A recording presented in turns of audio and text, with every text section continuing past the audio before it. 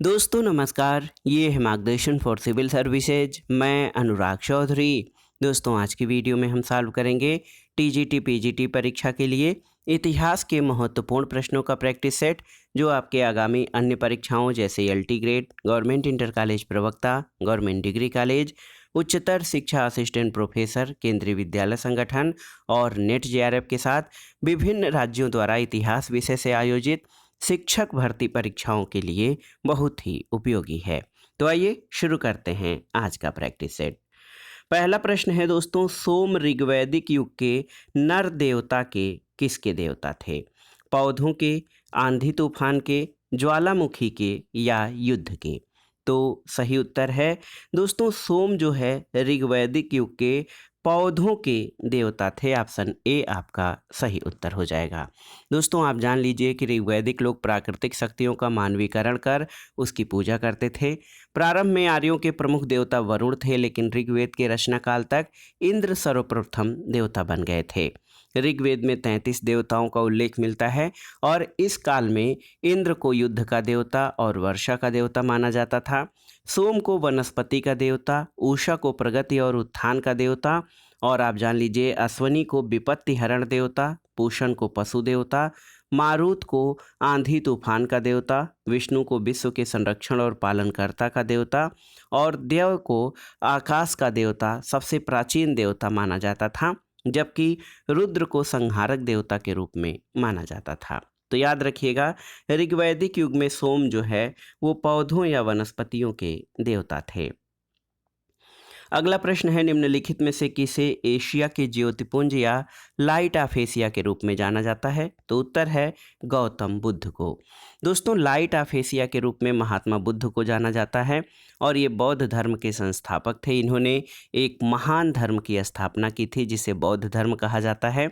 इसका प्रचार प्रसार भारतवर्ष में ही नहीं बल्कि दक्षिण पूर्व एशिया के देशों में ही हुआ, और इनके धर्म के प्रसार की महत्ता को देखते हुए पाश्चात्य विद्वानों ने इन्हें लाइट ऑफ एशिया कहा है।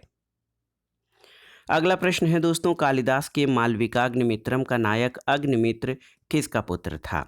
ऑप्शन है आपके पुष्यमित्र, कनिष्क, बिंदुसार या अशोक। तो सही उत्तर है पुष्यमित्र का। दोस्तों कवि कालिदास द्वारा रचित मालविकाग्निमित्रम की रचना के नायक विदिशा के राज्यपाल पुष्यमित्र शुंग के पुत्र अग्निमित्र थे, और इस रचना की नायिका मालव देश की राजकुमारी मालविका है, और ये श्रृंगार रस प्रधान 5 अंकों का नाटक है, और ये कालिदास की प्रथम नाट्य कृति है। और आप जान लीजिए ये नाटक राजमहलों में चलने वाले प्रणय षड्यंत्रों का उन्मूलक है, और इसमें नाट्य क्रिया का समग्र सूत्र विदूषक के हाथों में समर्पित है। अगला प्रश्न है, ऋग्वेद में सर्वाधिक संख्या में मंत्र संबंधित हैं किससे? तो आप जानते हैं ऋग्वेद का सर्वप्रमुख देवता इंद्र थे, और इसमें सर्वाधिक संख्या में मंत्र जो हैं वो इंद्र की स्तुति में हैं, जबकि दूसरा महत्वपूर्ण देवता अग्नि है। तो यहाँ पर इंद्र ऑप्शन नहीं है, इसलिए सही उत्तर आपका जो है अग्नि हो जाएगा। और दोस्तों अग्नि को जो है देवताओं और ईश्वर के बीच का कड़ी माना जाता था, और ऋग्वेद में अग्नि की स्तुति में 200 सूक्त मिलते हैं। अगला प्रश्न है, निम्नलिखित में से किस व्यक्ति को हिंदू दर्शन की सांख्य पद्धति के संस्थापक के रूप में जाना जाता है? ऑप्शन है गौतम, बादरायण, पतंजलि या कपिल ऋषि। तो सही उत्तर है कपिल ऋषि। दोस्तों कपिल ऋषि को हिंदू दर्शन की सांख्य पद्धति के संस्थापक के रूप में जाना जाता है। ये अद्वैत वेदांत से विपरीत मान्यता रखने वाला दर्शन है, जिसका शाब्दिक अर्थ है संख्या संबंधी या विश्लेषण। इन्होंने सबसे पहले विकासवाद का प्रतिपादन किया और संसार को एक क्रम के रूप में देखा है। अगला प्रश्न है, सूची 1 तथा सूची 2 का सुमेलन करना है। इसमें दरबारी कवि अमीर खुसरो, कालिदास, हरिसेन और बाणभट्ट हैं, और सूची में राजाओं में चंद्रगुप्त द्वितीय, समुद्रगुप्त, हर्षवर्धन और अलाउद्दीन खिलजी। तो समुद्रगुप्त के दरबार में आप जान लीजिए प्रसिद्ध कवि हरिसेन रहता था। चंद्रगुप्त द्वितीय विक्रमादित्य के दरबार में आप जानते हैं कालिदास, ये संस्कृत के महत्वपूर्ण विद्वान थे। हर्षवर्धन के जो है समय काल का सबसे महत्वपूर्ण कवि बाणभट्ट था, और अलाउद्दीन खिलजी तो आप जान लीजिए अमीर खुसरो। अमीर खुसरो अलाउद्दीन खिलजी के दरबार में रहने वाला प्रमुख कवि था और ये हिंदी, उर्दू और फारसी का बड़ा विद्वान था। तो इस तरह से आप सही सुमेलन कर सकते हैं। अगला प्रश्न है दोस्तों, किस वंश ने एलोरा के कैलाश मंदिर का निर्माण कराया? तो इसका ट्रिक है एलोरा रा से राष्ट्रकूट। तो सही उत्तर ऑप्शन ए हो जाएगा, राष्ट्रकूट। दोस्तों, राष्ट्रकूट साम्राज्य का संस्थापक दंतेदुर्ग था, जिसने चालुक्य राजा कीर्तिवर्मन को पराजित करके दक्कन का अधिकांश भाग उससे छीन लिया था। उसका चाचा कृष्ण उत्तराधिकारी बना, जिसने बादामी के चालुक्यों की शक्ति पर अंतिम प्रहार किया और कृष्ण प्रथम के पुत्र गोविंद द्वितीय को उसके भाई ध्रुव ने गद्दी से हटाकर स्वयं शासन किया। ध्रुव प्रथम राष्ट्रकूट शासक था, जिसने उत्तरी भारत के आधिपत्य के लिए चलाए जा रहे त्रिसत्तात्मक संघर्ष में हस्तक्षेप किया और प्रतिहार राजा वत्सराज और पाल राजा धर्मपाल को पराजित किया। एलोरा पहाड़ियों में कैलाश मंदिर का निर्माण कृष्ण प्रथम ने और दशावतार मंदिर का निर्माण दंतिदुर्ग ने कराया था। अगला प्रश्न है, प्राचीन भारत में किस वंश का शासनकाल स्वर्ण युग माना जाता है? मौर्य, शुंग, गुप्त या मगध? तो सही उत्तर है गुप्त काल। दोस्तों, प्राचीन काल में गुप्त वंश का शासक जो है 319 से 550 ईस्वी, ये स्वर्ण युग के नाम से जाना जाता है, क्योंकि इस समय कला, साहित्य, धर्म और आर्थिक क्षेत्र में भारत की प्रगति हुई थी। अगला प्रश्न है, भारत में पहले कवि के रूप में किसे श्रद्धेय माना जाता है? ऑप्शन है वेद व्यास, तोलकाप्पियर, कल्कि या वाल्मीकि। तो सही उत्तर है वाल्मीकि। आप जान लीजिए, महर्षि वाल्मीकि को संस्कृत भाषा के आदि कवि और भारत के पहले कवि के रूप में माना जाता है। इन्होंने हिंदुओं के आदि काव्य रामायण की रचना की है। अगला प्रश्न है दोस्तों, चट्टानों को काटकर महाबलीपुरम का मंदिर किसके द्वारा बनवाया गया था? पल्लव, चोल, चालुक्य या राष्ट्रकूट? तो सही उत्तर है पल्लव के द्वारा। दोस्तों, महाबलीपुरम के मंदिरों का निर्माण पल्लवों के काल में किया गया। पल्लव शासक नरसिंह वर्मन की एक उपाधि मामल्ल थी और उसी के नाम पर इस स्थान को मामल्लपुरम भी कहा जाता है। अगला प्रश्न है, निम्नलिखित में से किस गुप्त राजा का एक अन्य नाम देवगुप्त था? तो याद रखिएगा, चंद्रगुप्त द्वितीय का। दोस्तों, गुप्त राजा चंद्रगुप्त द्वितीय, जिसका शासनकाल 380 से 412 ईस्वी था, इनके अन्य नाम देवगुप्त, देवराज, देवश्री आदि मिलते हैं और चंद्रगुप्त द्वितीय के समय में गुप्त साम्राज्य अपने उत्कर्ष पर पहुंचा था। अगला प्रश्न है दोस्तों, सिंधु सभ्यता संबंधित है प्रागैतिहासिक युग से, आद्य ऐतिहासिक युग से, ऐतिहासिक युग से या उत्तर ऐतिहासिक युग से? तो सही उत्तर है सिंधु सभ्यता दोस्तों आद्य ऐतिहासिक युग से संबंधित है। इतिहास का विभाजन प्रागैतिहास, आद्य इतिहास और इतिहास के 3 भागों में किया जाता है। प्रागैतिहास से तात्पर्य उस काल से है जिसका कोई साक्ष्य नहीं है। आद्य इतिहास वह है जिसमें लिपि के साक्ष्य तो हैं, लेकिन इनके अपठ्य या दुर्बोध होने के कारण इनसे कोई ऐतिहासिक निष्कर्ष नहीं निकलता है कोई, और जहाँ पर ऐसे साक्ष्य मिलने लगते हैं, लिखित साक्ष्य, वो ऐतिहासिक काल कहलाता है। अगला प्रश्न है दोस्तों, निम्नलिखित में से किस काल में स्त्रियों की पुरुषों से बराबरी थी? गुप्त काल, मौर्य काल, चोल या इनमें से कोई नहीं? तो सही उत्तर है दोस्तों इनमें से कोई नहीं, क्योंकि भारतीय इतिहास के प्रारंभिक काल वैदिक काल में ही पुरुषों और महिलाओं के बीच कुछ बातों को छोड़कर बराबरी से व्यवहार होता था। उत्तर वैदिक काल में स्त्रियों की स्थिति में गिरावट आती है, उन्हें शिक्षा से वंचित कर दिया गया और पराधीन रखने की परंपरा आधुनिक काल तक चली आई है। अगला प्रश्न है, भीतरी स्तंभ शिलालेख गुप्त साम्राज्य के शासनकाल के समय की है, जो किस शासक से संबंधित है? समुद्रगुप्त, स्कंदगुप्त, चंद्रगुप्त या कुमारगुप्त? तो सही उत्तर है स्कंदगुप्त। दोस्तों, आप जान लीजिए, भीतरी स्तंभ लेख गुप्त साम्राज्य के शासनकाल का है, जो स्कंदगुप्त से संबंधित है और इस स्तंभ का निर्माण स्कंदगुप्त ने कराया था। स्तंभ के शीर्ष पर भगवान विष्णु की मूर्ति थी और इस पर संस्कृत में एक विस्तृत अभिलेख अंकित है। अगला प्रश्न है दोस्तों, सत्यमेव जयते शब्द कहाँ से लिया गया है? मनुस्मृति, भगवद गीता, ऋग्वेद या मुंडक उपनिषद? तो सही उत्तर है दोस्तों मुंडक उपनिषद से लिया गया है सत्यमेव जयते शब्द, और ये भारत का आदर्श वाक्य है और राष्ट्रीय प्रतीक के नीचे लिखा हुआ है। भारत के राष्ट्रीय प्रतीक को सारनाथ के अशोक स्तंभ से लिया गया है। अगला प्रश्न कथन और कारण से संबंधित है। कथन है कुशीनगर मल्लगढ़ राज्य की राजधानी थी, बिल्कुल सही। कारण है कि भगवान बुद्ध का परिनिर्वाण कुशीनगर में हुआ था। दोस्तों इसमें दोनों ही कथन और कारण दोनों ही सही हो जाएंगे, लेकिन कारण कथन की सही व्याख्या नहीं करेगा। और आप जान लीजिए ए और आर दोनों सही हैं, लेकिन आर ए की सही व्याख्या नहीं है। अगला प्रश्न है ऋग्वेद काल में जनता निम्न में से मुख्यतया किस में विश्वास करती थी, आपको बताना है।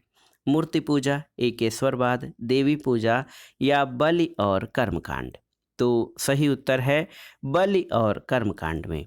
दोस्तों आप जान लीजिए कि ऋग्वैदिक युग में बलि यज्ञ बलि के रूप में होते थे। इंद्र और अग्नि जो थे समस्त जन के द्वारा दी गई बलि ग्रहण करने के लिए आहूत होते थे। साथ में स्तुति पाठ संवेद किया जाता था, जिससे देवता प्रसन्न होकर उन्हें भौतिक सुख और युद्ध में विजय प्रदान करें।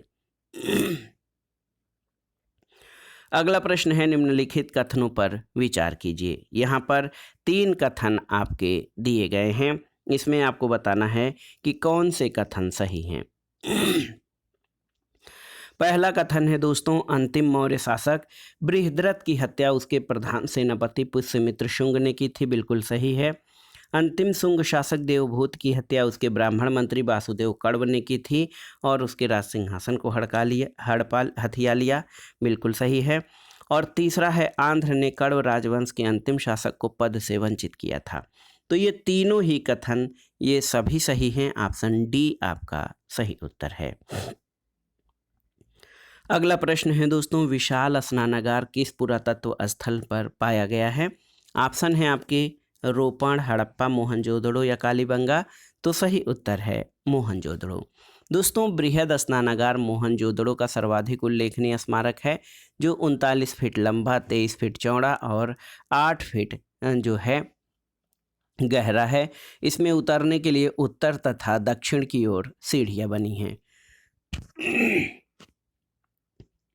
अगले प्रश्न पर आते हैं दोस्तों। महत्वपूर्ण प्रश्न है कि निम्नलिखित में से किस वंश द्वारा प्रायः महिलाओं को प्रशासन में उच्च पद दिए जाते थे। चोल, चालुक्य, पाल और सेन। तो सही उत्तर है दोस्तों, सही उत्तर आपका हो जाएगा चालुक्य। दोस्तों गुजरात अन्हिलवाड़ के चालुक्य अथवा सोलंकी अग्निकुल से उत्पन्न राजपूतों में से एक थे और इस वंश का संस्थापक मूलराज प्रथम था। उसने गुजरात के एक बड़े भाग को जीतकर अन्हिलवाड़ को अपनी राजधानी बनाया और इस वंश के शासक जैन धर्म के पोषक और संरक्षक थे। चालुक्यों के शासनकाल में महिलाओं को उच्च पदों पर नियुक्त किया जाता था। अगला प्रश्न है दोस्तों, द्वार समुद्र किस राजवंश की राजधानी थी, आपको बताना है। महत्वपूर्ण प्रश्न है, द्वार समुद्र किस राजवंश की राजधानी थी। तो सही उत्तर है होयसल राजवंश। होयसल राज्य की राजधानी द्वार समुद्र का वर्तमान नाम हलेबीड है, जो कर्नाटक के हासन जिले में स्थित था। अगला प्रश्न है, एक जूते हुए खेत की खोज की गई है कहाँ पर। मोहनजोदड़ो, कालीबंगा, हड़प्पा या लोथल में। तो सही उत्तर याद रखिएगा, जूते हुए खेत के साक्ष्य कालीबंगा राजस्थान से प्राप्त हुए हैं। अगला प्रश्न है दोस्तों, यहाँ पर 2 कथन आपके दिए गए हैं, इसमें आपको बताना है कि कौन सा कथन आपका सही है। देखिए पहला कथन है कि चोलों ने पांड्य तथा चेर शासकों को पराजित कर प्रायद्वीपीय भारत पर प्रारंभिक मध्यकालीन समय में अपना प्रभुत्व स्थापित किया, बिल्कुल सही है। चोलों ने दक्षिण पूर्व एशिया के शैलेंद्र साम्राज्य के विरुद्ध सैन्य चढ़ाई की और कुछ क्षेत्रों को जीता, बिल्कुल सही है। तो दोनों ही कथन आपके सही हैं। ऑप्शन सी 1 और 2 दोनों हो जाएगा। अगले प्रश्न पर चलते हैं दोस्तों। सिंधु घाटी संस्कृति जो है वैदिक सभ्यता से भिन्न थी, क्यों। तो इसका कारण बताना है। तो देखिए इसके पास विकसित शहरी जीवन की सुविधाएं थीं, इसके पास चित्रलेखी लिपि थी, लोहे और रक्षा शस्त्रों की ज्ञान का अभाव था या उपर्युक्त सभी। तो सही उत्तर है ऑप्शन डी उपर्युक्त सभी। दोस्तों सिंधु घाटी की सभ्यता जो है वो वैदिक सभ्यता से भिन्न थी, क्योंकि वैदिक सभ्यता ग्रामीण थी। सिंधु घाटी के पास विकसित नगरीय जीवन की सुविधाएं थी, इसके पास चित्रलेखी लिपि थी और इसके पास लोहे और रक्षा शस्त्रों के ज्ञान का अभाव था। और सिंधु घाटी की सभ्यता भारत की प्रथम नगरीय सभ्यता थी, जबकि वैदिक सभ्यता जो ये ग्रामीण सभ्यता थी दोस्तों। अगला प्रश्न है, निम्नलिखित में से किसमें पुनर्विवाह वर्जित है? देखिए, जातक, मनुस्मृति, याज्ञवल्क्य की स्मृति या अर्थशास्त्र में? तो सही उत्तर है मनुस्मृति में। दोस्तों, स्मृतियों को धर्मशास्त्र भी कहा जाता है। संभवतः मनुस्मृति और याज्ञवल्क्य की स्मृति सबसे प्राचीन है। मनुस्मृति से द्वितीय सदी ईस्वी पूर्व के भारत के बारे में राजनीतिक, सामाजिक और धार्मिक जानकारी मिलती है और इस स्मृति में पुनर्विवाह वर्जित है। अगला प्रश्न आसान सा है, मुद्रा राक्षस का लेखक निम्नलिखित में से कौन सा है?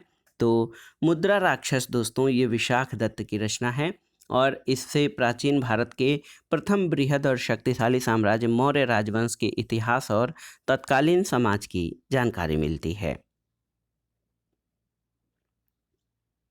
अगला प्रश्न है, प्राचीन जैन धर्म के संबंध में निम्नलिखित कथनों में से कौन सा एक सही है? तो इसमें आपको बताना है कि कौन सा कथन सही है। स्थूल बाहु के नेतृत्व में दक्षिण भारत में जैन धर्म का प्रचार हुआ, बिल्कुल सही है। पाटलिपुत्र में हुई परिषद के बाद जो जैन धर्म के लोग भद्रबाहु के नेतृत्व में रहे वे श्वेतांबर कहलाए, सही। ये गलत है, यहाँ पर देखिए ये दोनों ही कथन गलत हैं। तीसरा है, प्रथम शतक ईसा पूर्व में जैन धर्म को कलिंग के राजा खारवेल का समर्थन मिला, तो यहाँ पर सी आपका सही उत्तर हो जाएगा। दोस्तों, चौथी शताब्दी ईसा पूर्व में मगध में 12 वर्षों तक भयंकर अकाल पड़ा, जिससे भद्रबाहु न कि स्थूलबाहु, दोस्तों भद्रबाहु के नेतृत्व में कुछ शिष्य कर्नाटक चले गए, जबकि स्थूलबाहु अपने शिष्यों के साथ मगध में रहे और अकाल खत्म होने पर भद्रबाहु मगध लौटे तो उन्हें दिगंबर कहा गया।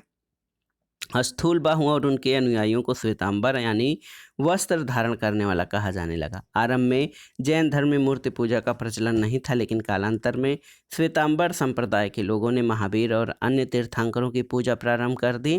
प्रथम शतक ईसा पूर्व में जैन धर्म को कलिंग के राजा खारवेल का समर्थन मिला था। अगला प्रश्न है, निम्नलिखित साहित्य की शास्त्रीय पुस्तकों में कौन गुप्त काल में लिखी गई थी? अमरकोश, कामसूत्र, मेघदूत और मुद्रा राक्षस। तो इसमें आपको बताना है कि इन चारों में कौन लिखी गई थी। तो सही उत्तर है ये चारों ही कृतियां दोस्तों ये गुप्त काल में लिखी गई थी। देखिए दोस्तों, आप जान लीजिए कि अमर सिंह ने अमरकोश की रचना की, वात्स्यायन ने कामसूत्र का सृजन किया, कालिदास ने महाकाव्य और नाटकों की रचना की और जिसमें ऋतुसंहार, मेघदूत, कुमार संभव, रघुवंश कालिदास की काव्य कृतियाँ हैं और मालविकाग्निमित्रम, अभिज्ञान शाकुंतलम, विक्रमोर्वशीयम कालिदास की नाट्य कृतियाँ हैं।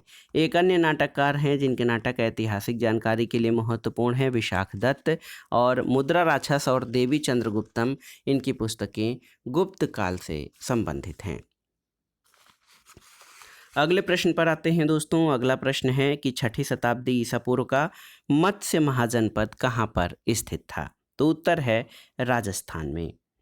अगला प्रश्न है, हर्ष के दरबार में ह्वेनसांग को एक दूत के रूप में किसने भेजा था? तो उत्तर है ताइसुंग, तुंगकुआन, कुएनबू या उपर्युक्त में से कोई नहीं। तो सही उत्तर है उपर्युक्त में से कोई नहीं। दोस्तों, आप जान लीजिए ह्वेनसांग को यात्रियों का राजकुमार और इसके यात्रा विवरण को सीयूकी कहा जाता है। ह्वेनसांग ने 6 वर्ष तक नालंदा विश्वविद्यालय में रहकर शिक्षा प्राप्त की। उस समय ताइसुंग वंश का शासन था, लेकिन ह्वेनसांग ने भारत में किसी दूत के रूप में नहीं बल्कि एक बौद्ध भिक्षु के रूप में भारत का भ्रमण किया था। अगला प्रश्न है दोस्तों, प्राचीन श्रावस्ती का नगर विन्यास किस आकृति का है? वृत्ताकार, अर्धचंद्राकार, त्रिभुजाकार या आयताकार? तो सही उत्तर क्या हो जाएगा? अर्धवृत्ताकार। दोस्तों, प्राचीन श्रावस्ती राम के पुत्र लव की राजधानी थी और सहेत महेत के खंडहरों से जान पड़ता है कि इस नगर का आकार अर्धचंद्राकार था। अगला प्रश्न है, निम्नलिखित कथनों पर विचार कीजिए। तो यहाँ पर आपको बताना है कि कौन सा कथन सही है। दक्षिण भारत के इक्ष्वाकु शासक बौद्ध मत के विरोधात्मक थे, ये गलत है। और पूर्वी भारत के पाल शासक बौद्ध मत के समर्थक थे। तो केवल और केवल ऑप्शन बी आपका सही उत्तर हो जाएगा। आप जान लीजिए दोस्तों, दक्षिण जो है दक्षिण में आंध्र में इक्ष्वाकु वंश का शासन था।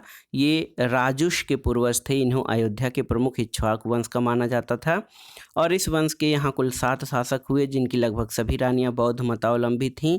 यहाँ नागार्जुन कोंडा, यहाँ पर स्थित मूर्तियों में बौद्ध की विशाल मूर्तियाँ शामिल हैं। इक्ष्वाकु वैदिक आध्यात्म का पालन किया, लेकिन इन्होंने बौद्ध धर्म का समर्थन किया था। बंगाल में पाल शासन के दौरान बंगाल महत्वपूर्ण बौद्ध केंद्र के रूप में उभरा था। अगला प्रश्न है दोस्तों, गौतम बुद्ध द्वारा अपने धर्म में दीक्षित किया जाने वाला अंतिम व्यक्ति कौन था? तो उत्तर है सुभद्र। अगला प्रश्न है, गायत्री मंत्र के नाम से प्रसिद्ध मंत्र सर्वप्रथम किस ग्रंथ में मिलता है? भगवद गीता, अथर्ववेद, ऋग्वेद या मनुस्मृति? तो सही उत्तर है ऋग्वेद में। दोस्तों आप जान लीजिए, चारों वेदों में सर्वाधिक प्राचीन ऋग्वेद है। ऋग्वेद यानी ऐसा ज्ञान जो ऋचाओं से बद्ध हो, और इस वेद में कुल 10 मंडल और 1028 सूक्त हैं। अगला प्रश्न है, सिंधु घाटी सभ्यता के संदर्भ में निम्नलिखित कथनों पर विचार कीजिए। तो यहाँ पर 2 कथन दिए गए हैं, आप देख सकते हैं। पहला कथन है कि यह प्रमुखतः लौकिक सभ्यता थी और उसमें धार्मिक तत्व यद्यपि उपस्थित था, वर्चस्वशाली था। बिल्कुल सही। और उस काल में भारत में कपास से वस्त्र बनाए जाते थे। तो 1 और 2 आपके दोनों ही सही हैं। ऑप्शन सी सही उत्तर है। अगला प्रश्न है दोस्तों, इंडिका का मूल लेखक कौन था? आपको बताना है। तो सही उत्तर है इंडिका मेगास्थनीज की रचना है।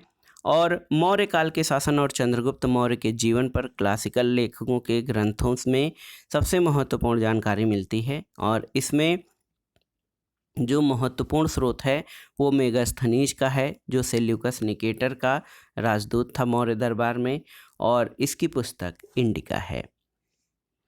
अगला प्रश्न है, निम्नलिखित में से कौन त्रिकोणात्मक संघर्ष का हिस्सा नहीं था? प्रतिहार, पाल, राष्ट्रकूट और चोल? तो सही उत्तर है चोल।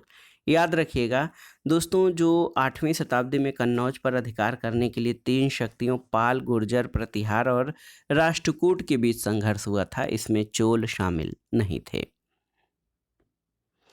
अगला प्रश्न है, सूची 1 का सूची 2 से सुमेलन करिए और दिए गए कूट से सही उत्तर का चयन करिए। तो यहाँ पर देखिए, दशावतार मंदिर, बाबा सोमनाथ मंदिर, श्रृंगी ऋषि का मंदिर और बाराह भगवान का मंदिर। यहाँ पर जनपद आपको एटा, फर्रुखाबाद, देवरिया और ललितपुर में मिलान करना है।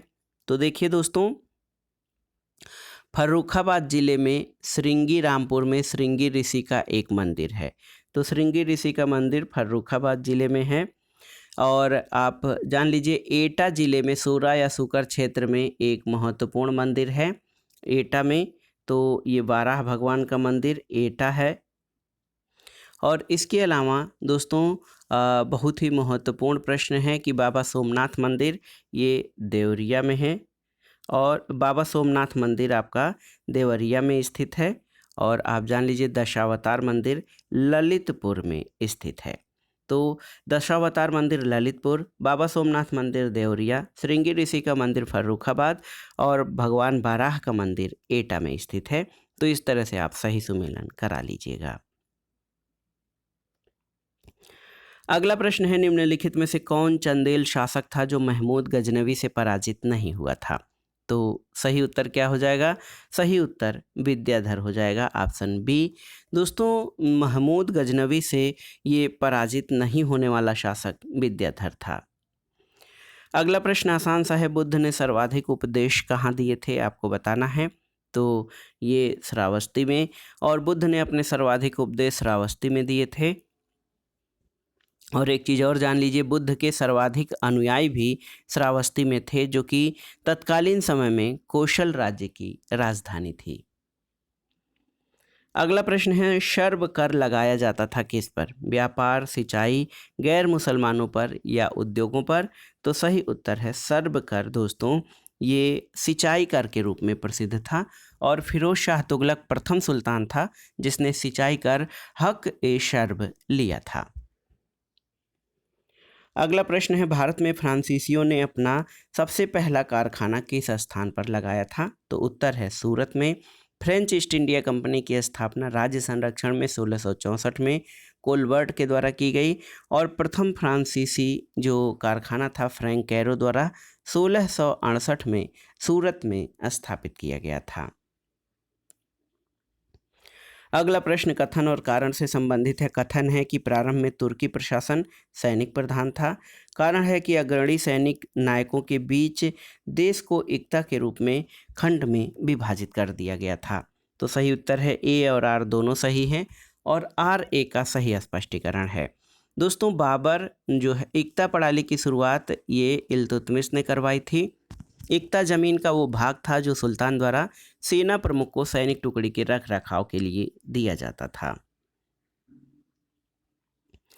अगला प्रश्न है निम्नलिखित में से किस युद्ध में एक पक्ष द्वारा प्रथम बार तोपों का उपयोग किया गया था। ऑप्शन है पानीपत का प्रथम युद्ध, खानवा का युद्ध, प्लासी का युद्ध या पानीपत का तीसरा युद्ध। तो सही उत्तर है दोस्तों पानीपत का प्रथम युद्ध, ऑप्शन ए। याद रखिएगा बाबर ने अपने 5वें भारतीय आक्रमण पानीपत के प्रथम युद्ध जो कि 21 अप्रैल 1526 को हुआ था उसमें पहली बार तोपों का प्रयोग किया था। अगला प्रश्न है किस शासक के शासनकाल में उपनिषदों को फारसी भाषा में अनुवादित किया गया। औरंगजेब, शाहजहां, जहांगीर या अकबर। तो सही उत्तर है शाहजहां। दोस्तों मुगल शासक अकबर ने संस्कृत और अन्य भाषाओं के ग्रंथों का फारसी में अनुवाद कराने के लिए एक अनुवाद विभाग की स्थापना की थी और इसमें भगवद गीता, राजतरंगिणी, योग वशिष्ठ, अथर्ववेद, पंचतंत्र आदि अनुवाद किए गए। लेकिन आप जान लीजिए दोस्तों उपनिषदों का फारसी भाषा में अनुवाद शाहजहां के शासनकाल में दारा सिकोह के नेतृत्व में किया गया था।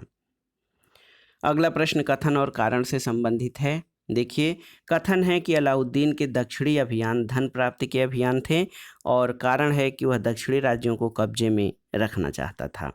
तो सही उत्तर क्या हो जाएगा दोस्तों? सही उत्तर है ए सही लेकिन आर गलत है। अगला प्रश्न है दोस्तों शेरशाह ने ग्रैंड ट्रंक रोड किसको जोड़ने के लिए बनवाया था? तो बताइए सही उत्तर आगरा को सासाराम से, ऑप्शन सी आपका सही उत्तर है। दोस्तों 16वीं सदी के जो मार्ग शेरशाह सूरी ने आगरा से सासाराम के ग्रैंड ट्रंक रोड की सहायता से जोड़ने के लिए बनवाया था। इसका प्रमुख उद्देश्य प्रशासनिक और सैन्य कारणों के लिए अपने विशाल साम्राज्य के सुदूर प्रांतों को जोड़ना था और सासाराम अपने गृह नगर के साथ अपनी राजधानी को जोड़ना था। अगला प्रश्न है दोस्तों हल्दी घाटी का युद्ध किस वर्ष हुआ था? तो ये 1576 में हुआ था अकबर और महाराणा प्रताप के बीच। अगला प्रश्न है अकबर के शासनकाल में दक्कन में निम्न पद्धतियों में कौन सा भू राजस्व वसूली का प्रचलित आधार था? ऑप्शन है कन्नकूट, हल्की संख्या, जब्त या गल्ला बख्शी। तो सही उत्तर है जब्त। दोस्तों आप जान लीजिए कि जब्त प्रणाली मुगल साम्राज्य में बादशाह अकबर के शासनकाल में राजा टोडरमल द्वारा स्थापित की गई प्रणाली थी। अगला प्रश्न है हवा महल किसने बनवाया था? ये महत्वपूर्ण प्रश्न है। गुरु रामदास, महाराजा प्रताप सिंह और रविन्द्रनाथ टैगोर या ब्रिटिश सरकार। तो सही उत्तर है दोस्तों महाराजा प्रताप सिंह ने हवा महल का निर्माण कराया था और ये जयपुर में स्थित एक राजसी महल है। अगला प्रश्न है बाजीराव द्वितीय किस वंश का शासक था? नंद, हर्यक, मौर्य या पेशवा। तो सही उत्तर है बाजीराव द्वितीय पेशवा का शासक था। बाजीराव द्वितीय पेशवाओं में से अंतिम था। इसने ही गवर्नर जनरल लॉर्ड वेलेस्ली से वर्ष 1802 में बसीन की सहायक संधि स्वीकार कर ली थी और बसीन की संधि और इसी के काल में तृतीय आंग्ल मराठा युद्ध हुआ था और बाजीराव का पूना प्रदेश अंग्रेजी राज्य में विलय कर लिया गया था। अगला प्रश्न है निम्नलिखित में से किसने खंभात में तोड़ी गई मस्जिद के पुनर्निर्माण के लिए आर्थिक सहायता प्रदान की थी? तो सही उत्तर है जय सिंह सिद्धराज ने।